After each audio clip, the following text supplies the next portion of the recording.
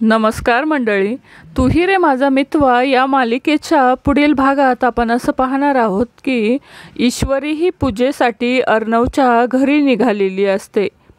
तेव्हा ईश्वरीची आई ईश्वरीला म्हणते की तू पूजेसाठी अर्णवच्या घरी चालली आहे, तर तू प्रसन्न मनाने जा, तू अतिशय प्रसन्न ठेव तुझा चेहरा।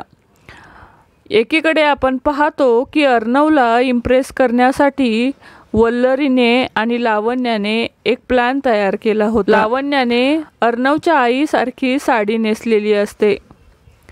लावण्या तयार होऊन घरात येते तेव्हा तिला पाहताच वल्लरी म्हणते की किती सुंदर दिसतेस तू लावण्या, जणू असं वाटतंय की घरात खरंच सात्विका आल्यासारखं वाटतंय।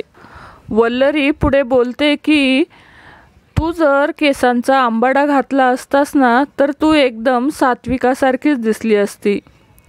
लावण्याच्या चेहऱ्यावर हे ऐकून आनंद दिसतो। लावण्या अर्णव समोर उभी राहते आणि त्याला विचारते की मी कशी दिसते आहे।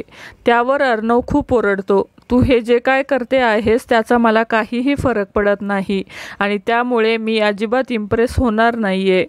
मला या गोष्टीत काहीही इंटरेस्ट नाहीये, या गोष्टीत मी अडकत सुद्धा नाही, असं म्हणून अर्णव लावण्याला ओरडतो। तर मंडळी, येणाऱ्या पुढील भागात पूजा करताना अर्णव ईश्वरी सोबत पूजा करणार का हे पाहणं अतिशय रंजक असणार आहे।